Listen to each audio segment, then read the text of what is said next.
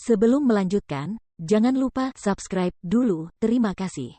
Bab 129 Kerasukan.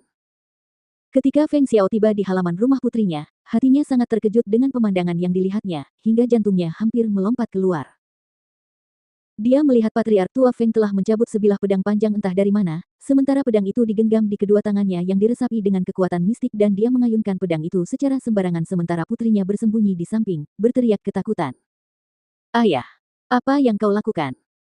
Dia berteriak kaget, dengan cepat menyerbu ke depan ingin merebut pedang dari tangannya untuk mencegahnya melukai siapapun. Siapa yang tahu bahwa patriark tua tiba-tiba berbalik dan mendorongnya serta berteriak, "Menjauhlah dariku. Orang tua ini akan membunuhnya. Aku akan membunuhnya." Semua warna menghilang dari wajah Feng Xiao dan dia melompat maju sekali lagi untuk memeluk ayahnya erat-erat dari belakang dan berkata, "Ayah. Sadarlah. Itu King Ge. Itu cucumu. Dia tidak. Dia tidak. Dia telah menyakiti Feng kecilku. Dia telah menyakiti Feng kecilku. Lepaskan aku. Aku akan membunuhnya." Mata sang patriark tua itu merah dan semerah darah saat dia terus berteriak hampir seperti orang gila, berjuang untuk menerjang maju. Tidak seorang pun dapat melihat bahwa Feng King Ge yang wajahnya panik dengan air mata yang mengalir deras tanpa henti tiba-tiba melemparkan tatapan yang sangat singkat namun sangat berbisa kepada patriark tua Feng. Tatapan penuh kemenangan itu hanya muncul sesaat, begitu cepat sehingga tidak seorang pun di sana menyadarinya. Ia terus menangis sekeras-kerasnya dan tampak sangat panik sambil berteriak, "Ayah! Selamatkan aku, ayah! Kakek ingin membunuhku!" Wah!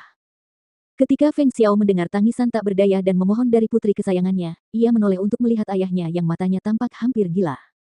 Melihat bahwa ayahnya masih menolak untuk ditahan, ia akhirnya memutuskan bahwa ia harus melakukan dosa tidak hormat. Ia memberikan pukulan keras ke bawah, dan menjatuhkan ayahnya. Dentang! Tubuh patriark tua Feng lemas dan pedang yang dipegangnya jatuh ke tanah. Seluruh halaman menjadi sunyi ketika mereka melihat patriark tua pingsan. "Kepala pelayan, pergilah dan undang senior Lin untuk datang dan melihat ayahku dengan saksama." Feng Xiao memerintahkan, wajahnya serius saat dia mengangkat patriark tua, memanggil kepala pelayan yang berdiri tepat di luar halaman. "Ya."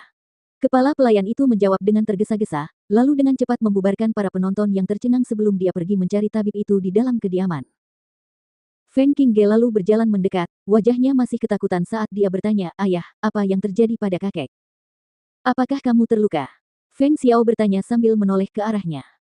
Melihat wajahnya yang berlinang air mata, dia berkata dengan nada menenangkan, "Tidak perlu takut, dengan ayahmu di sini, tidak akan ada yang bisa menyakitimu.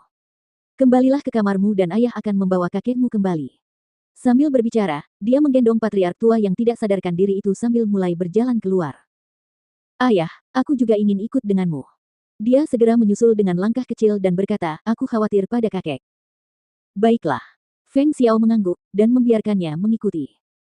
Beberapa saat setelah ia membaringkan sang patriark tua di tempat tidurnya, seorang lelaki tua masuk sambil dipimpin oleh kepala pelayan. "Tuan." Orang tua itu menyapa Feng Xiao. "Senior Lin, cepatlah ke sini dan lihat ayahku. Lihat apakah dia sakit atau tidak." Feng Xiao berkata dengan cemas, sambil memberi isyarat kepada senior Lin untuk maju. "Ya." Senior Lin menjawab dan melirik Feng King Ge di samping tempat tidur dengan saksama sebelum melangkah maju untuk memeriksa keadaan patriark tua Feng. Setelah beberapa saat, dia menarik tangannya dan bertanya, "Tuan, apakah Tuan tua menunjukkan perilaku aneh setelah dia kembali ke rumah?" Mata Feng Xiao dipenuhi kekhawatiran dan dia berkata sambil mendesah, "Ayah langsung pergi setelah keluar dari pengasingan dan kupikir dia sudah minum lagi. Aku tidak menyangka akan tiba-tiba menemukannya di jalan utama dan aku sudah menyadari saat itu bahwa dia sedang tidak dalam suasana hati yang baik." Begitu kembali, dia langsung marah dan mengatakan bahwa King Ge bukanlah cucunya dan bahkan langsung menyerbu ke halaman King Ge. "Saat aku tiba di sana dengan tergesa-gesa, aku melihatnya mengayunkan pedang kemana-mana dan jantungku hampir melompat keluar dari dadaku." Dia kemudian ragu-ragu sejenak dan berpikir sejenak sebelum berkata, "Dan, pada saat itu, saya melihat bahwa ekspresi di wajahnya tidak terlihat benar.